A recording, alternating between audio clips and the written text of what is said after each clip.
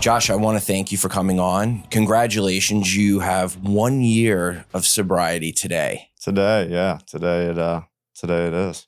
That's awesome, man. Congratulations. Thank you so much. I appreciate that. How many times, roughly, have you attempted sobriety prior to this year? Oh my gosh. I was introduced and forced into my first facility at 15, so 1995. Hundreds. Yeah. Hundreds. How many facilities do you think you went to? Oh God. Facilities. 15, a lot. Yeah, 15 facilities probably. Yeah. Inpatients, inpatient detoxes, mental hospitals, regular hospitals, and, probably 10 years of halfway houses. Yeah. Meetings. Sober livings. 10 years of my adult life has been in those facilities for sure. And what would you say if you had to pick one? I'm sure there were many. Because I can relate, by the way. Right. There were so many reasons why I didn't get it those first, call it 100 times that I attempted sobriety. But what would you think is the one common denominator amongst those failed attempts that you were doing wrong, maybe? My ego and my pride. You wouldn't let it go. Wouldn't let it go. I, growing up as a competitor, my whole life, and an athlete, and being when I was younger, being on an elite level for surfing, I had that fight in me, that competitiveness in me, and was always raised, you just don't quit. Like no matter what, you don't quit. And so I always figured that I could somehow, some way, when things aligned, life aligned, job aligned, that I could successfully drink again. And I tried every which way possible to drink successfully. Everything that they say in the big book, and I probably tried to invent a couple, but that was just not the case. And at the end of the day, the results were always the same, which was me ripping and tearing apart my life. Not only my life, but whoever was around me at the time. What did it do to your family? It just, my family, my mom was an addict. My dad had some addiction issues. My dad who raised me, had some addiction issues but got sober when I was young. So that part didn't affect me with him, but I definitely saw, like, from my mom's part, like what it affected with me. And then I've been on my own since I was 15. So I didn't have like close family around me all the time per se. So, but the people that would be around me in my life at that time, I would destroy them. My disease takes hostages. Yeah, it's a family disease. And if you I know your parents had some substance abuse problems, but whether parents do or don't, the addict or alcoholic, let's say it's their son or daughter, it's like a hurricane. It's like a tornado right through a family. And the families feel it. They go through it, with you, and they don't know what to do. And enabling, not enabling, because they love you so much, and my parents enabled for a while, and then they smartened up, they became educated, and then stopped enabling me. But which is tough to do. I have a daughter. I couldn't imagine one day having to make that decision if put in that situation. It's tough situations, and like with my pops, he had that, he had his addiction problem. And at that time in my life, I had substances in the house. And so he had to make the decision for his sobriety and his well-being, to even with me being 15. So if I was going to make adult decisions and do adult things, then I could act like an adult. And, at the time, super mad, super angry, super hurtful, super whatever, and carried a lot of animosity and anger through into my adult life. But as I've gotten older and a little bit more mature, I've been able to sit back and look and see that hard decision that he had to make. Yeah. Do I know if it was right or wrong? I don't know. I know that's, I don't want to ever be put in that position. Yeah. My disease has taken me completely out of my kid's life. My daughter since she was 1 year old. And then my kids since since I was arrested on January 3rd, 2018, I've never had contact with my boys, and I have 50% custody of my boys. I don't owe child support or anything, so that's been super, super tough. Yeah. So let's take a step back. What was early childhood like? You grew up in Cocoa Beach? Yeah, I grew up in Cocoa Beach. Grew up. My mom had me when she was 18. Her dad was a little bit older, and then my biological dad. I don't know who my biological dad is. There was some question, and then that was never.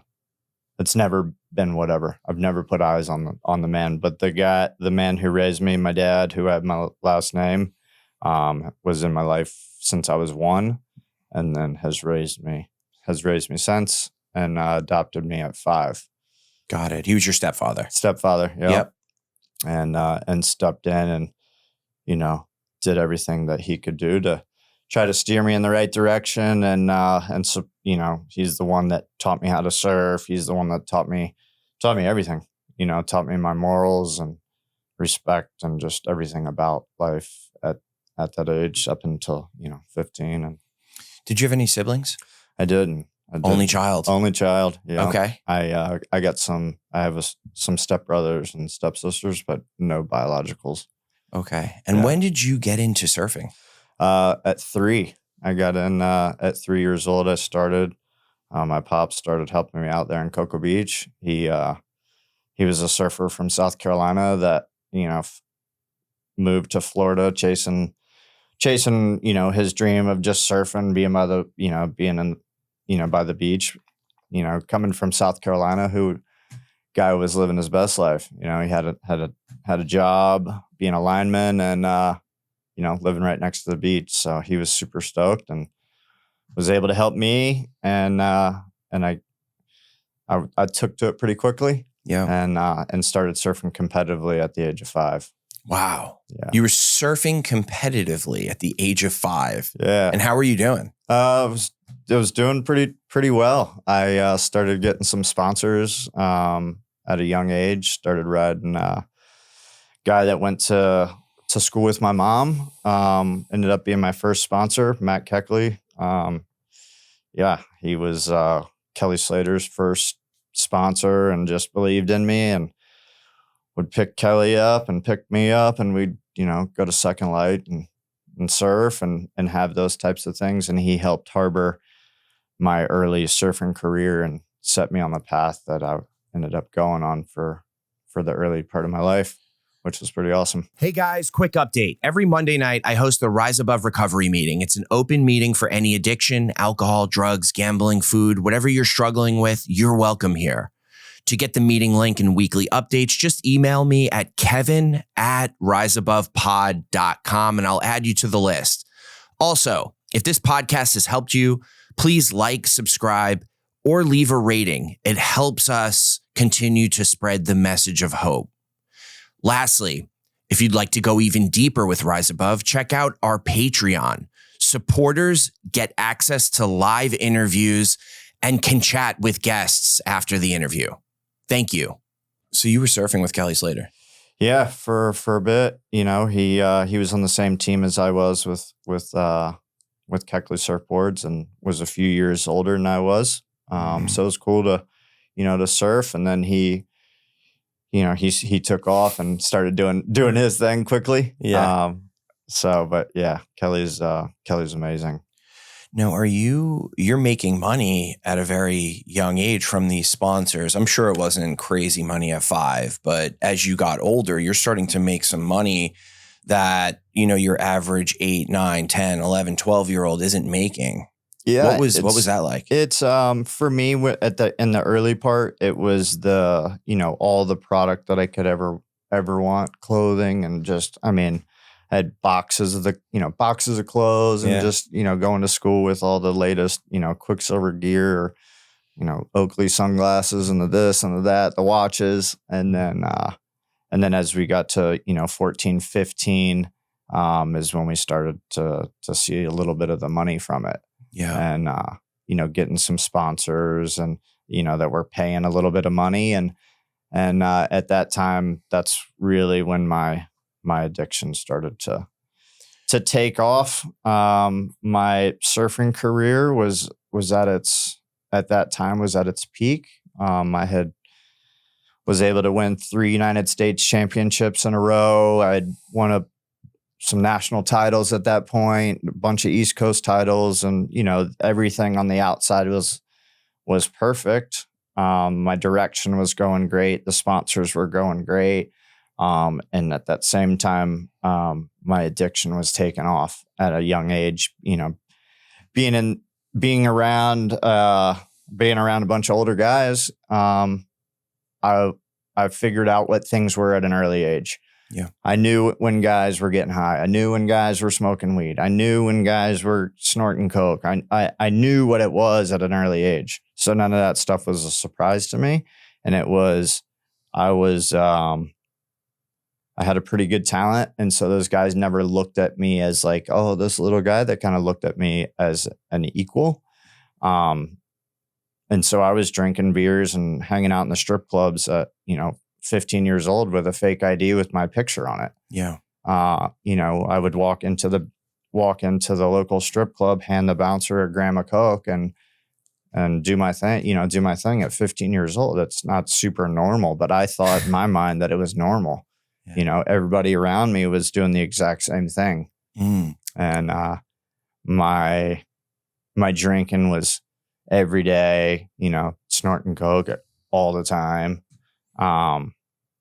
It was the lifestyle. And in my mind, I was at the peak of my surfing. My results were speaking for themselves, and I was winning, and there wasn't really anything that you could kind of tell me at that point.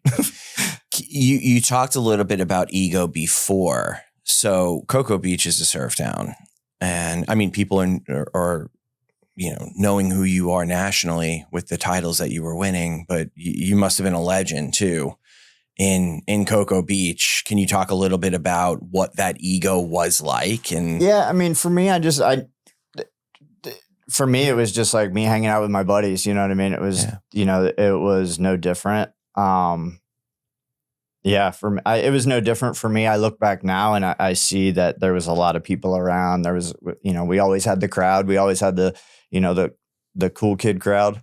Wherever we were and my buddies were is where everybody else was. We definitely had the most fun. We were definitely going to rage the hardest. We were definitely going to party the hardest. And we had, most of the time we had the chicks. Yeah. And then everything else that came along with that. When did you had said your career peaked at around 15. When did things start to take a turn?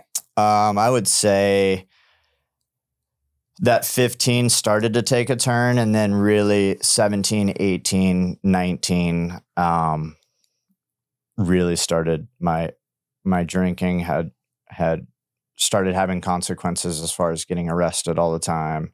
Lost my sponsorships from surfing. That part of my life, or that career or whatever, was crumbling quickly and fast. The guys that I grew up with and beat a lot of my life, now had signed large contracts, and, were traveling, and I was hanging out in county jails and crack houses. Yeah. Thinking that, this was just I just had a bad run or some bad luck or whatever. And I would fix whatever, the problem was and think that I was going to be able to do it and get back on my game and be able to do those types of things. But somehow, some way, I would put poison back into my body. I would put booze back into my body and everything would crumble again. Yeah. Back in jail, back into a rehab, back into a detox, back into this. And then the cycle, that's when the cycle really just started to really take off. Yeah. And ended up going to prison when I was 20, right at 20 years old. That was super eye-opening. I had, done county jails here and, other states. I was comfortable in the county jails. The prison was something new to me. I was nervous. I was scared. How did you end up in prison? Yeah. So they ended up getting in a fight with a cop and you did. Yeah. Ended up getting a little tussle with them and, drunk. And they ended up getting me with the resisting. They got it dropped down to resisting with violence. And then I had a couple Valiums in my pocket. I totally forgot about them, and they gave me with possession with intent to sell back then with 3 or 4. I had 4 Valium 10. I'm like, intent to sell. I was definitely going to eat those. And if I could have figured it out that they were in my pocket, I would have ate them before right you arrested me. Yeah, you would have never got those. But and so I can remember sitting there in front of the judge, because in the county jail, oh, you got to have so many points before you go to jail or prison or whatever. I'm trying to tell the judge I didn't have enough points. He looked at me and he goes, Mr. Wilson, I am the judge, and you are definitely going to prison right now, actually.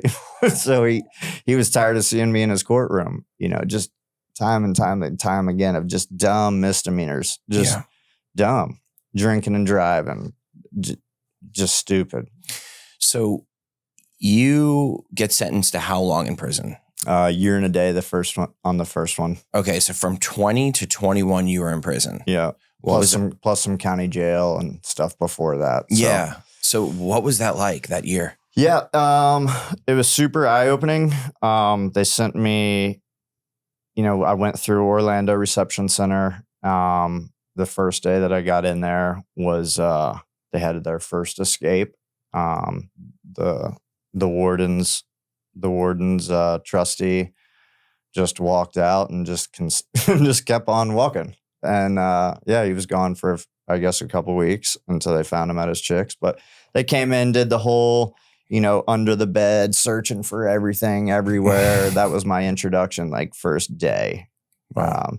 The naked push-ups because nobody would listen in reception. And I have dudes, genitals on my arms while we're doing push-ups because they don't want to shut up so we can get through this stupid process we got to go through. Yeah. And I mean, it's just humiliating and just disgusting. Yeah. And ended up in the Panhandle, up in the Gulf CI. And that was my introduction into what real criminals were. Yeah. My first cellmate was doing life for murder, and I'm sitting here with a couple Valiums and whatever. I'm 20 years old, scratching my head, trying to figure out how I'm going to get out of here. Because these guys, I mean, they got life. They don't care. Yeah. So it was super interesting, super scary. I had a buddy of mine that I hadn't seen in 20 years. And we ended up sitting there talking because we're from the same county and start talking about, just past life stuff and put 2 and 2 together. And it was a guy I grew up with, one of my dad's best friends that had passed away. And this kid had ended up going to prison. That's why I hadn't seen him. And he was back on a violation for a dirty urine. And God rest his soul, but he's the one that helped me navigate through prison because he had just did 8 years up there.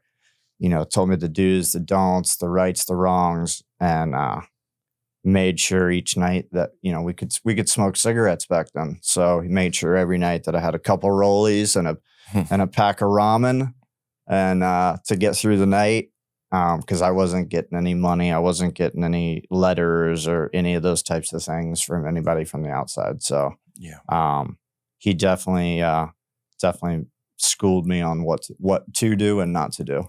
Yeah. What was one of the craziest things you saw during that year? Yeah. So one of the guys that came onto the yard a couple months after we were there, he came on and he was pasty white immediately.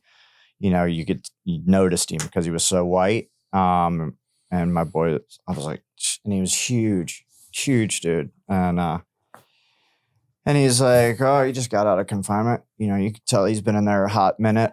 And so I'm watching him or whatever. And he started messing with one of the punks and doing his thing or whatever. And I'm looking at my buddy, and my buddy's like, this isn't going to end well. That was what he said. And we were sitting in line one day, and somebody had said something to the dude about, his what he was doing with his sexual preferences or whatever. And buddy didn't like it and told me, he was like, I got something for you. He's like, I'm going to kill you.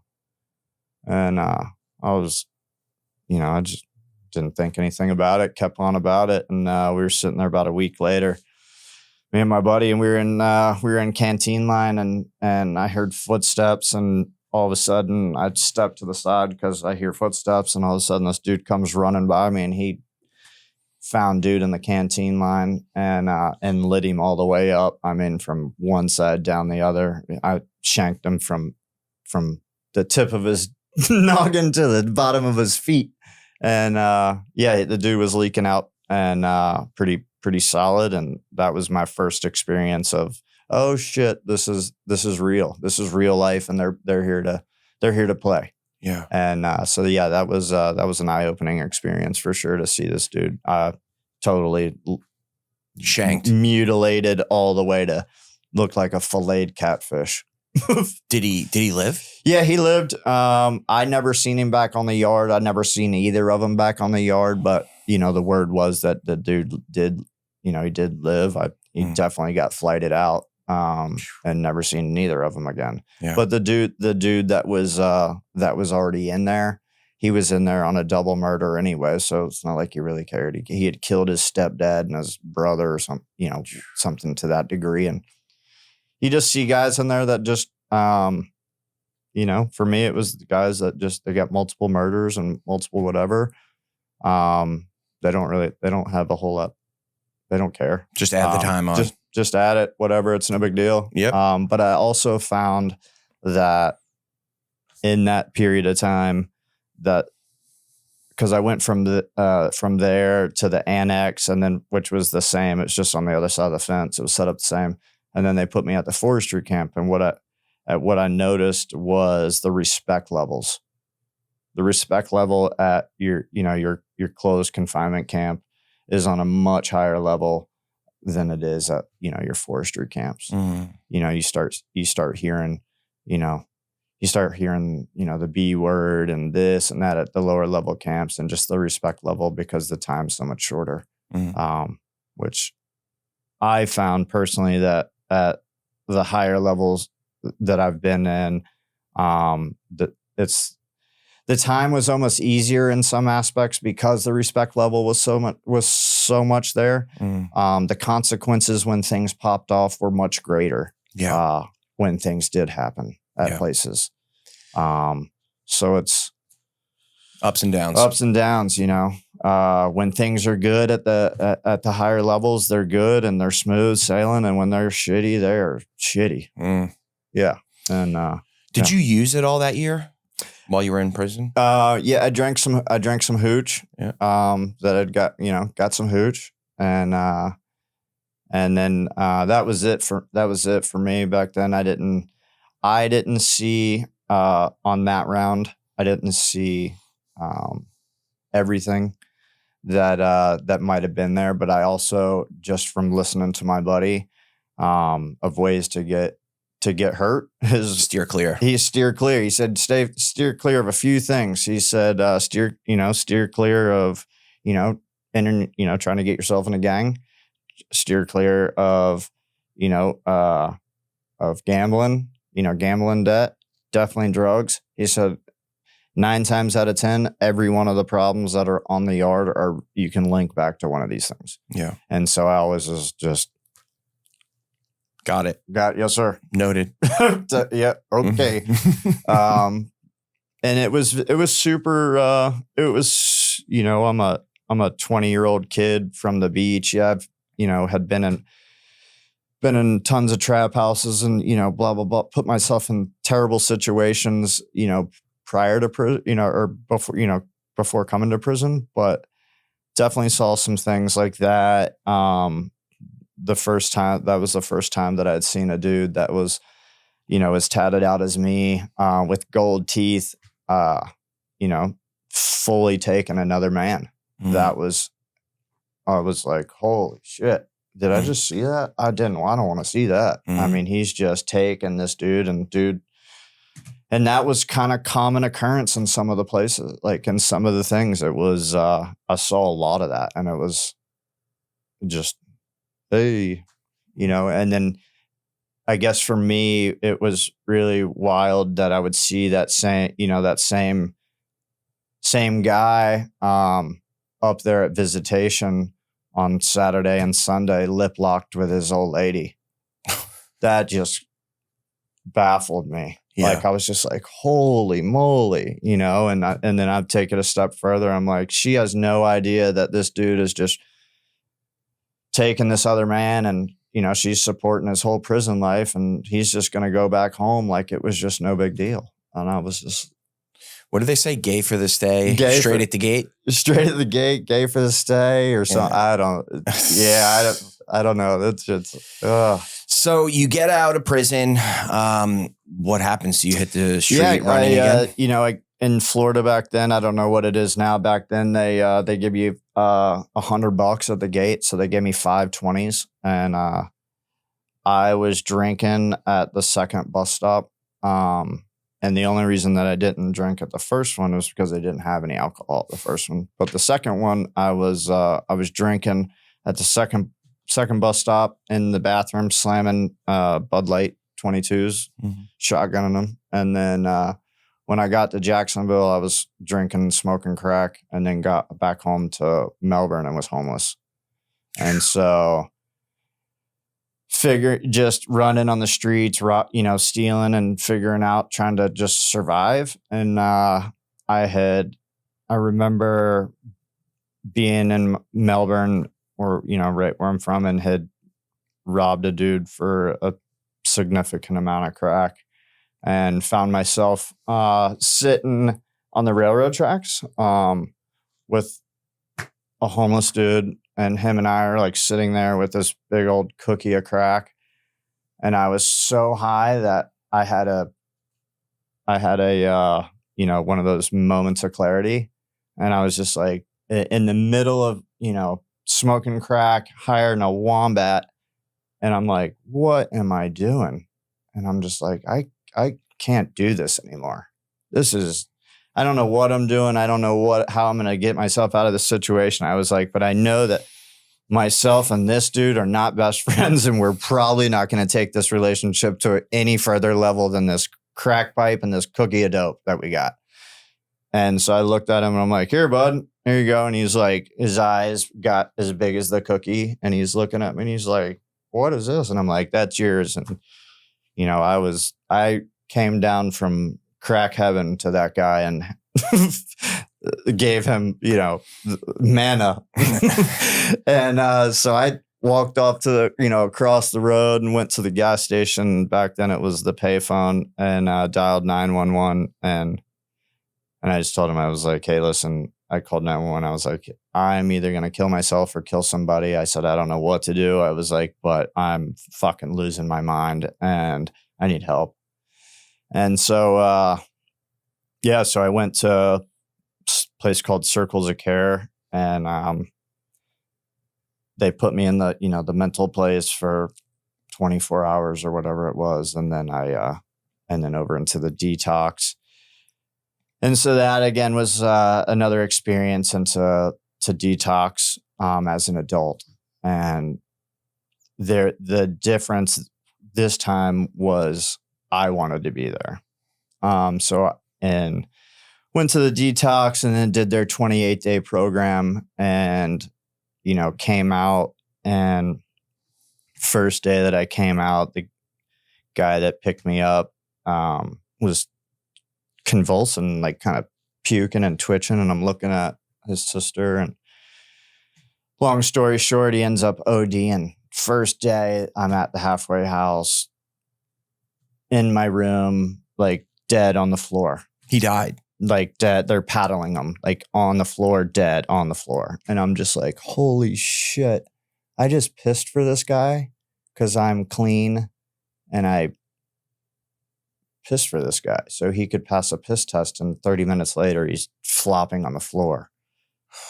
And I'm literally an hour and a half out of my first detox, like adult detox. And I'm just going, holy shit, is this real life right now? Yeah. Like, God almighty, what? And then, the guilt, the shame, should I have told, should I do this? Is this guy going to die? And he's ends up being in ICU for 12 days. And it was just like this whole ordeal. And I was just like, scared straight for a little bit, for 90 days or whatever it was that I had. And, had the 90-day miracle. And my cycle just would continue and continue and continue. Yeah. Just drink, smoke crack, and whatever relationship that I was in, I could build it to a certain point, and it was great while I was sober for X amount of time that I would be sober, and then I would just destroy everything. You think it's self-sabotage? Yeah. Yeah. 100%. 100%. Because then I got an excuse, right?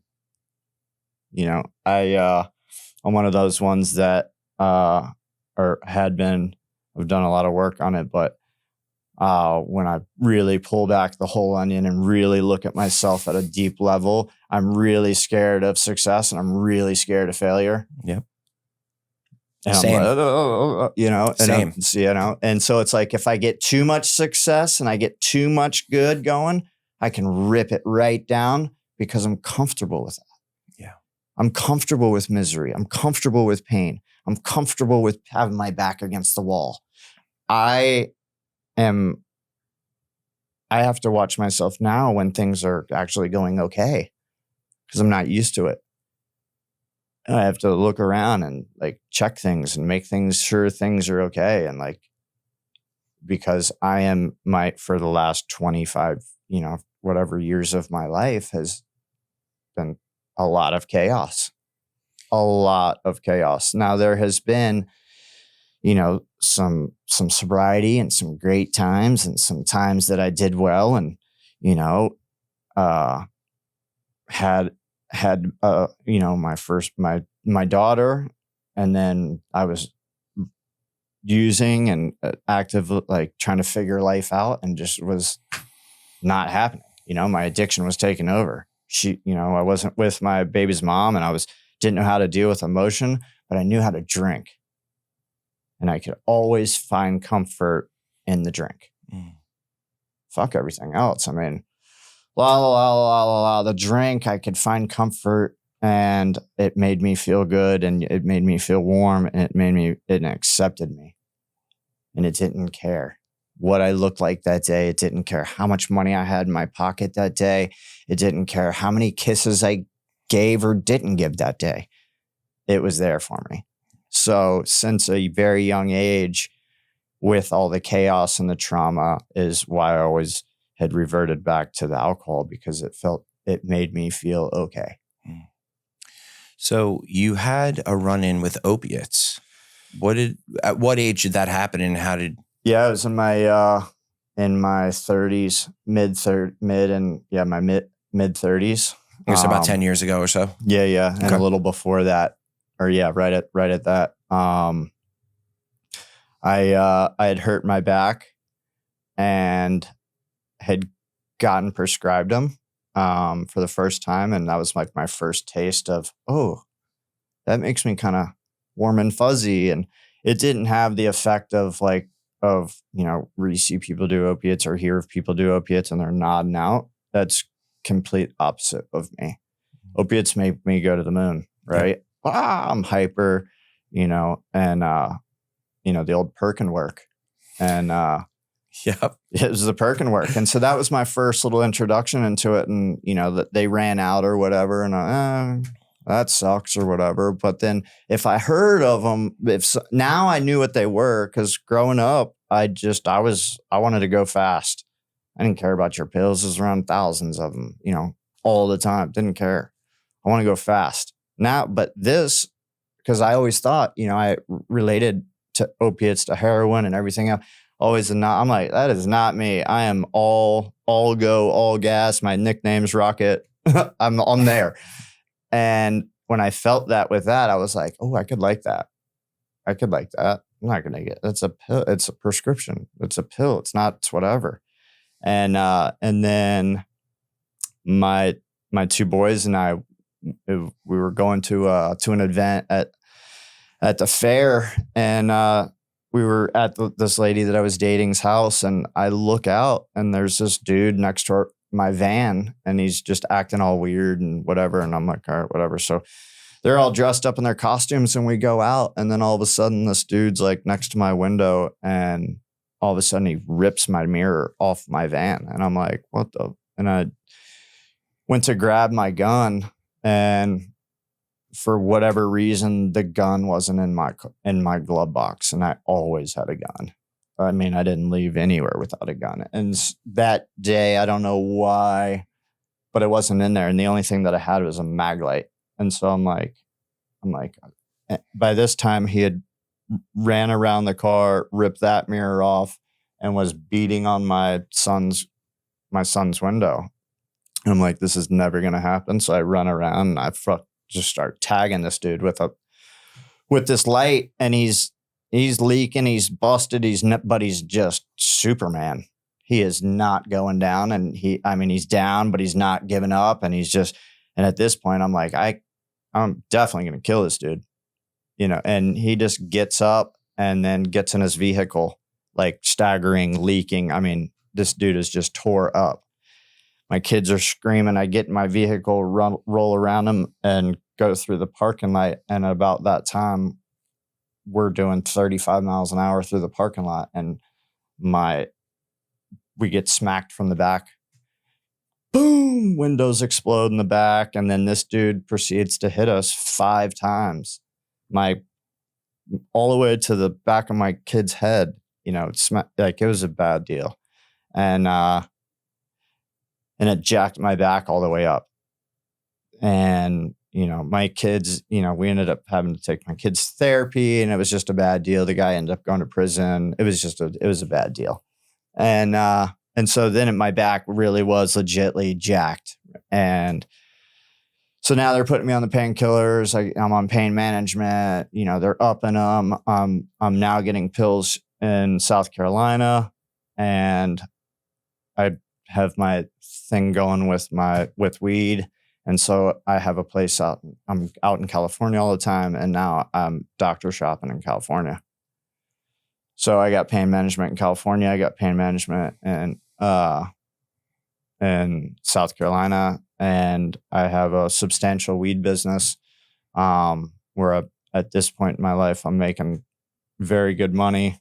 And I have a successful surf lesson company that's going on at the same time. So I have plenty of income coming in, and a renewable resource over here on the West Coast that produces more, and I can make more, and people like that product. And so for me, it was nothing to get more pills.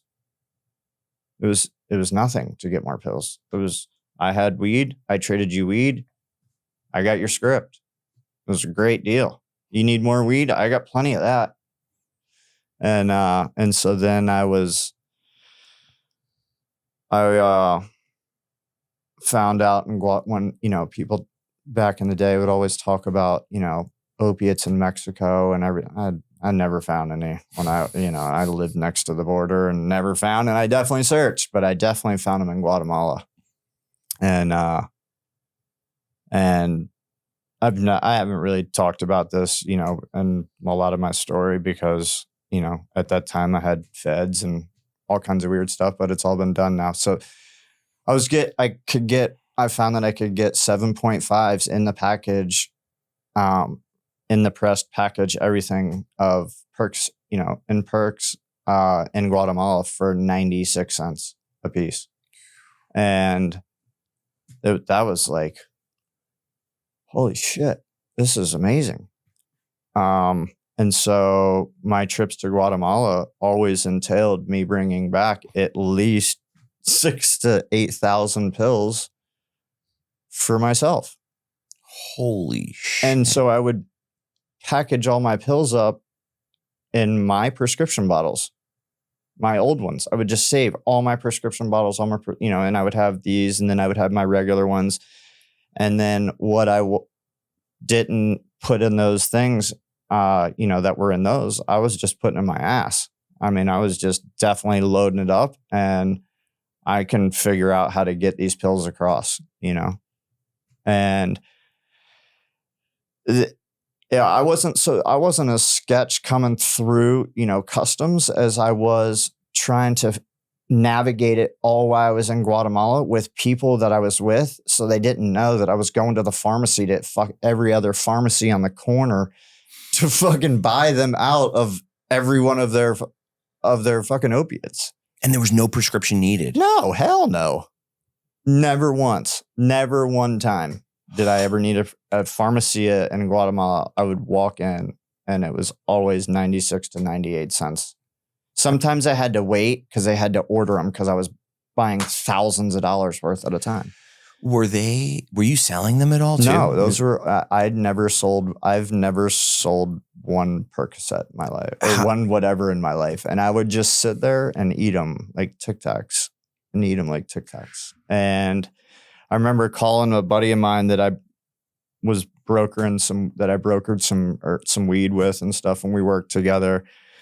And I remember asking him and saying, I think I'm eating too many of these right now. And, I was driving across the country and I was like, I'm eating too many of these. My stomach, I can't shit. Da, da, da, da. I call him and he's like, how many are you eating? I'm like, I'm at least 15. I mean, plus, the Xanax and, the Adderall they got me on and the Molotov cocktails that they got me on. And he's like, you're good, dude. You're good. And I'm like, what are you talking about? He's like, I got to eat 10 to get out of bed.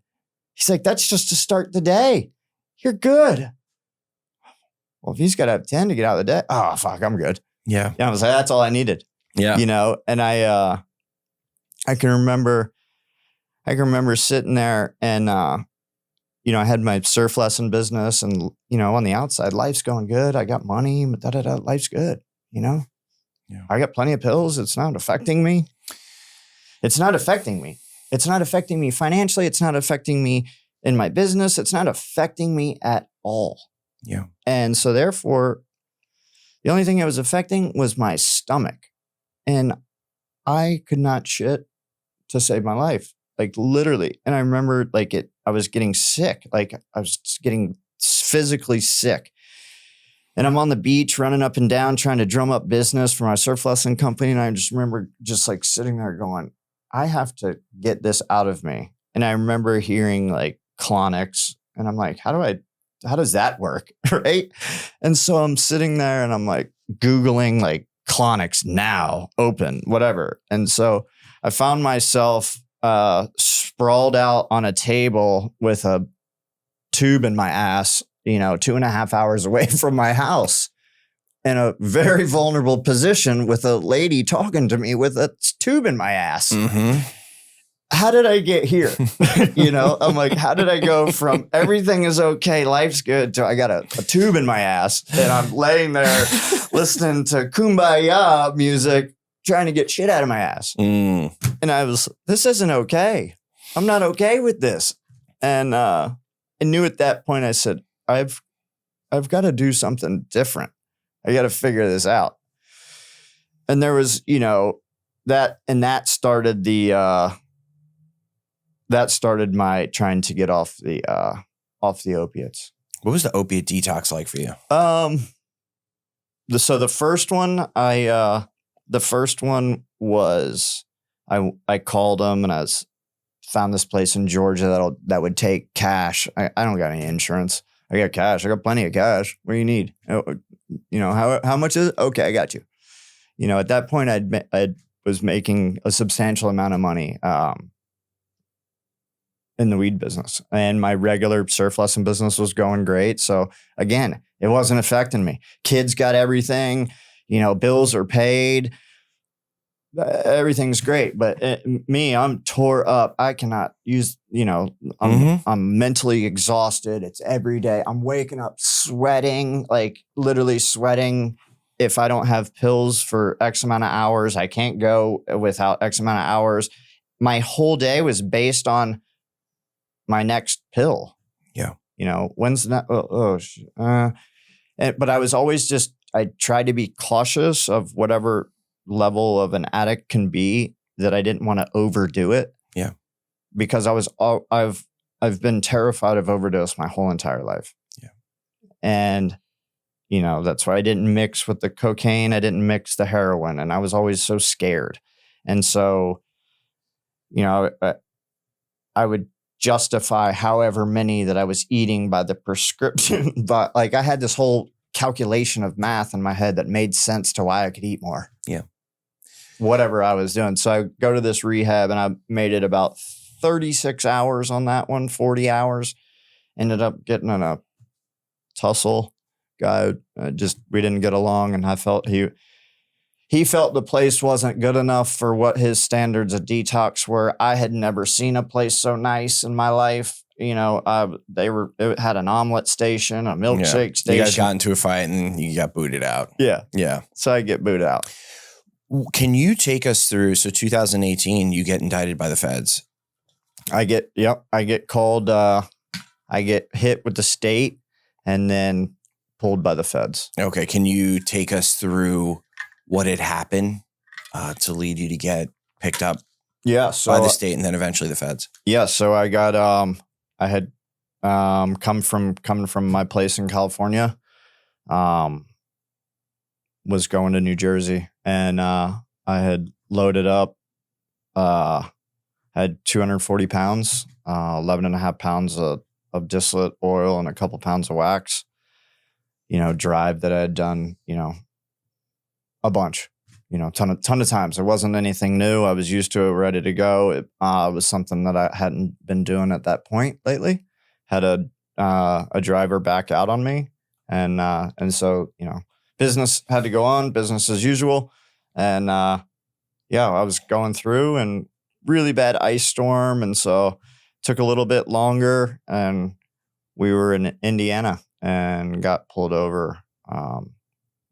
Morgan County, Indiana. And they'd pulled up on us and looked up, and I'm white and she was Asian, and they didn't like that in Morgan County and pulled us over, said we did an illegal lane change, informed them we hadn't made a change in 5 states. We had been in the right lane in our little box truck. Mm-hmm. And at that point, they pulled her out, pulled us out. The gig was up, at that point. And so pulled everything out, and that's when they had pulled the box truck into a tire store, and pulled everything out. It was 12 degrees outside.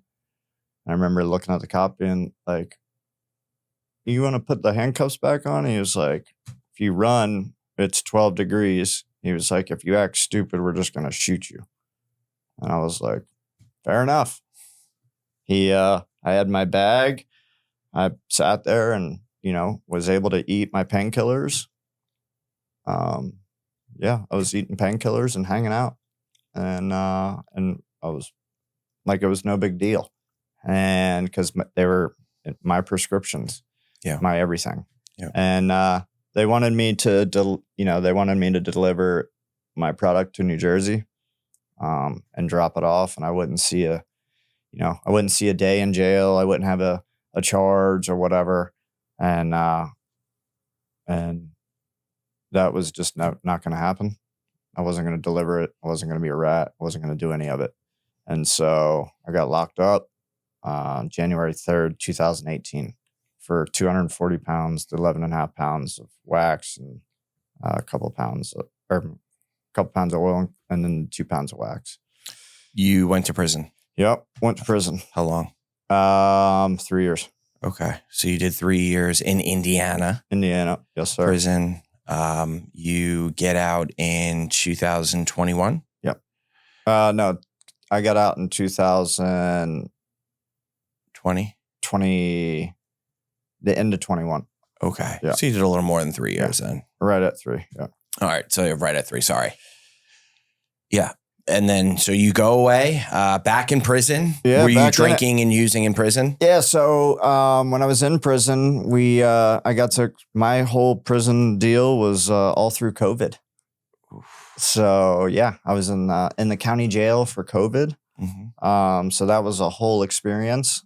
That was when I really started figuring out like, this is real. People are walking around in hazmat suits, and we had those real conversations of, if this gets crazy, any crazier than it is, how are we getting out of here? You know, our whole plan of how to, rip the stairwell pipe off to go through the whole plan. Because they were literally walking around in hazmat suits, had taken the TVs away, taking phones away. Outside communication was very scarce. And then they officers who were coming in every 20 seconds, and had more time on their hands than they ever knew what to do with in that county jail. They would come in, put the food through the bean hole, and then they wouldn't be in the cell block ever for months. So we had free reign of shit. So I didn't have any money, had all this money on the outside. But once I got locked up, I didn't have a friend. I didn't have a letter. I didn't have a phone call. I didn't have shit. All the guys that were my buddies, all the guys that, were my boys on the streets, but I didn't see any money. Yeah. I didn't see any of that stuff. So I had to hustle. Yeah. I was cleaning cells, doing these things just to get a soup, just to get this. I saved enough soups to be able to do my 2 for 3s and start my stores and do my hustles. And originally I had signed a plea deal for 6 months inpatient rehab and 2 years probation. Sounds like a win to me. I am ready. It was my third or fourth plea that they had come at me with. And so I had went, and I'm sitting there ready. I had already given all my stuff away, rookie mistake, and sat there all day in court waiting for my day just so I could go to the rehab.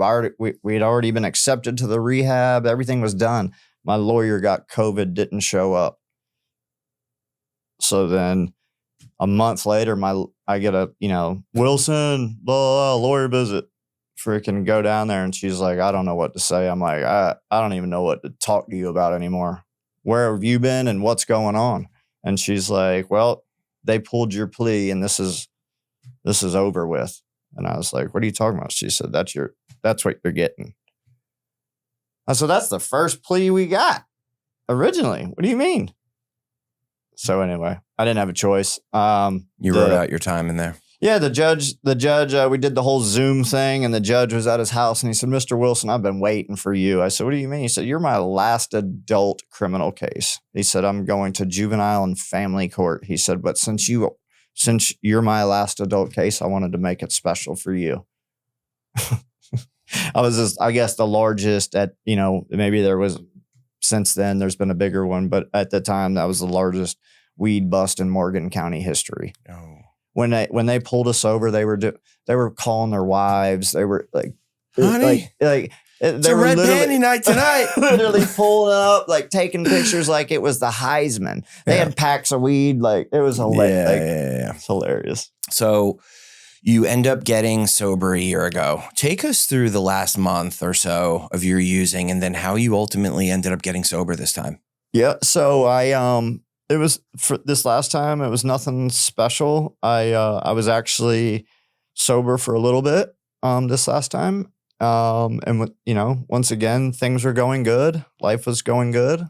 I thought it was okay. And then I had been in halfway houses, had been in everything for so long now.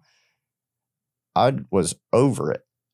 I was completely over it. They were starting, for me, it was starting to be a detriment.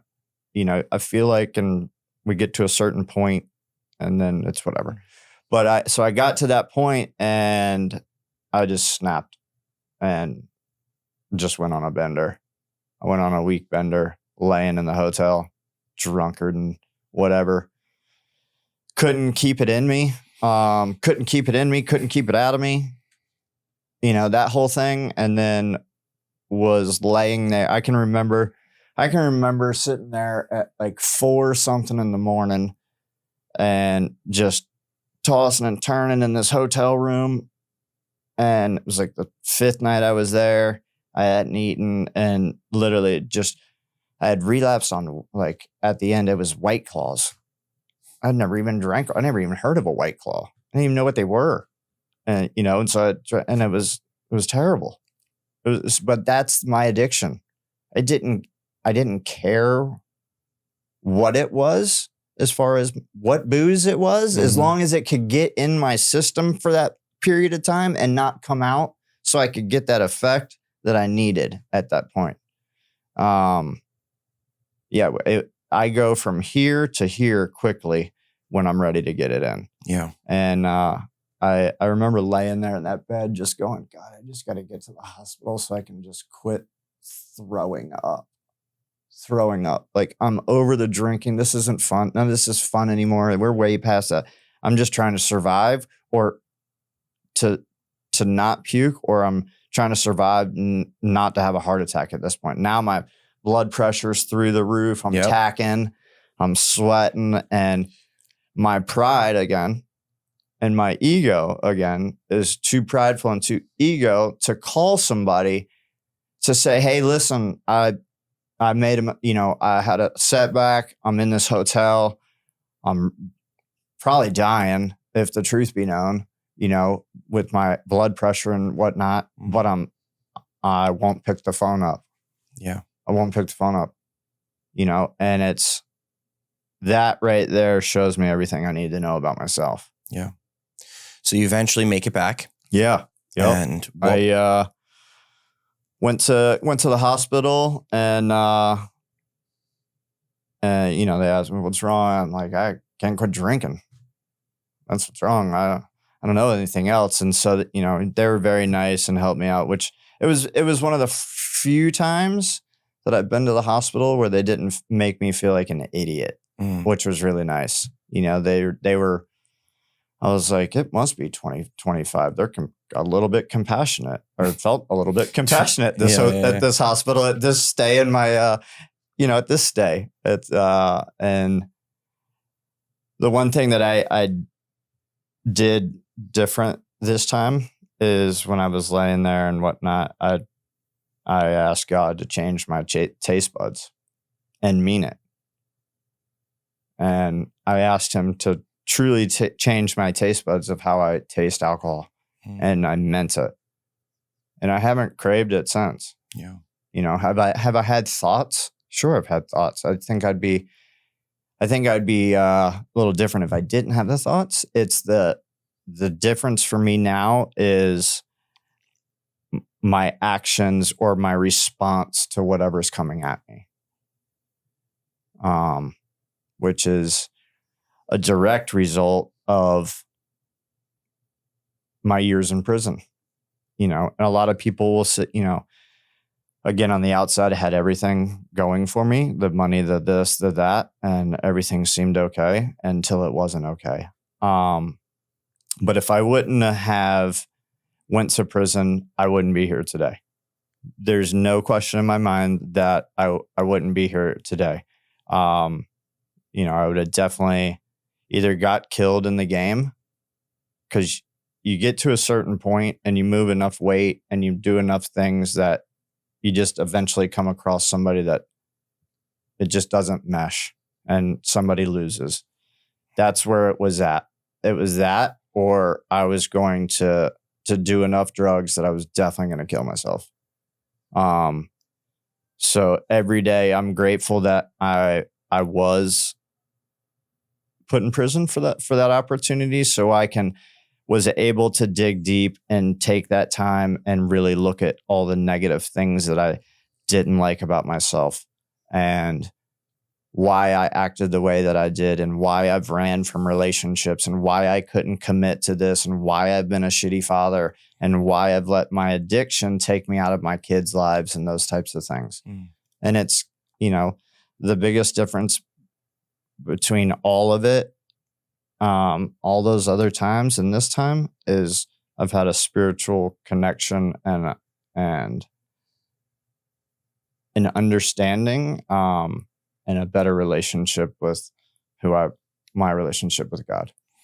What have you done from a community standpoint the last year? Like, what does your support system look like? Yeah. So I got a beautiful lady in my life, which I'm super grateful for. Congrats. Thank you. Appreciate that. Yeah, she's awesome.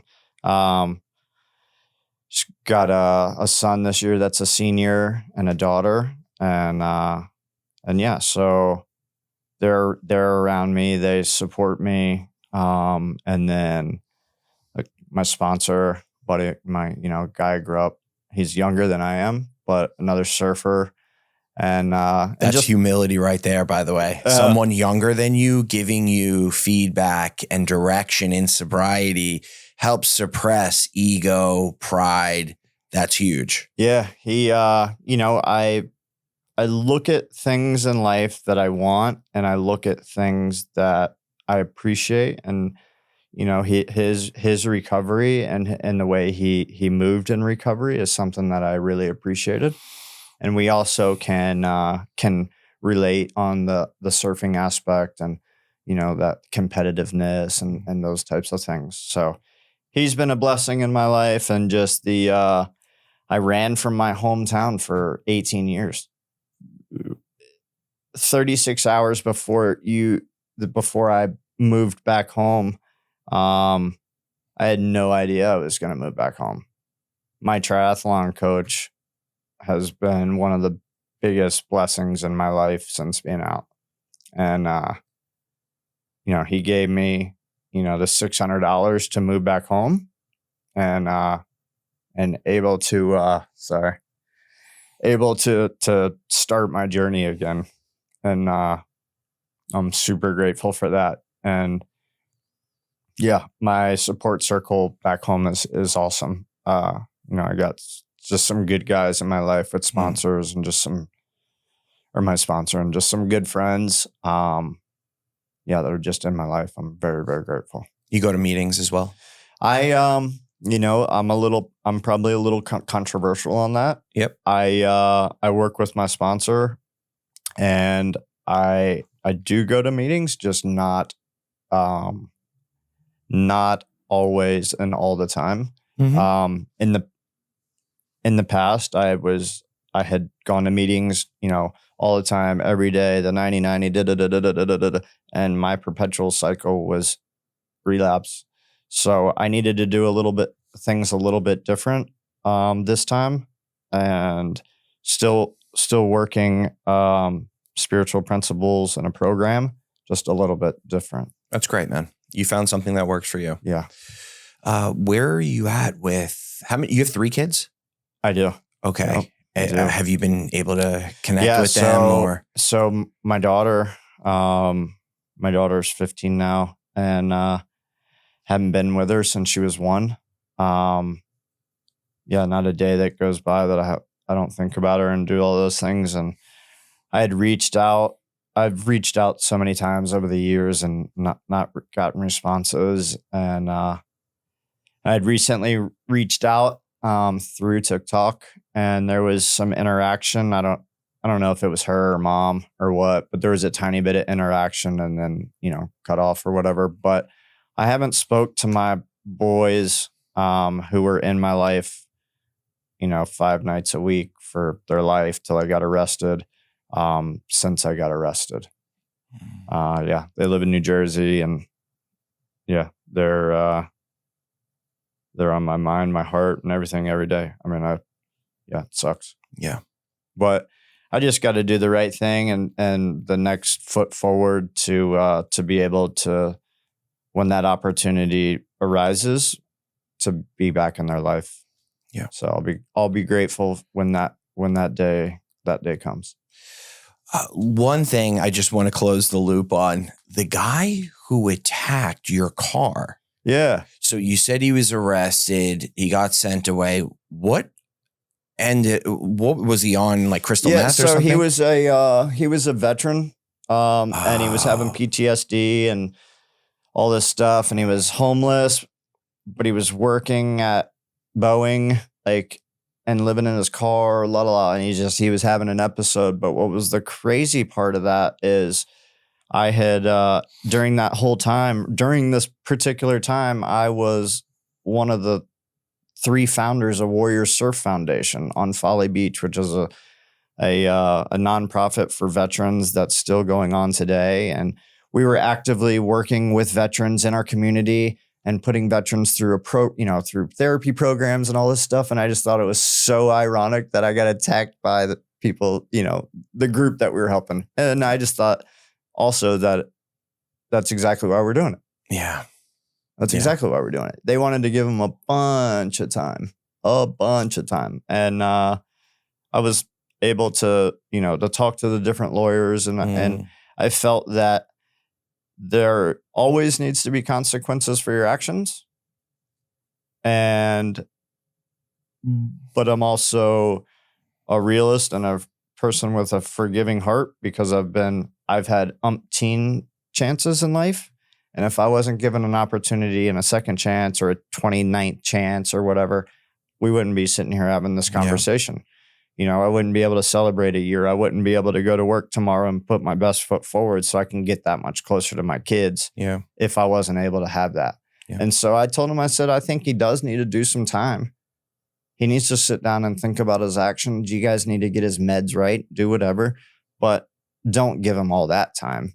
And so they basically cut it in half or whatever. And I wish him the best. I hope that he's good. Yeah. And it's all good. Well, Josh, congratulations again on 1 year. Thank you so much, man. I appreciate it. Appreciate you taking the drive down to come down and be on the show, and the vulnerability, putting yourself out there, your story out there, just so that it could help another person. Yeah, man, I appreciate that. Much respect, man. Thank you, brother. Congrats. Thank you.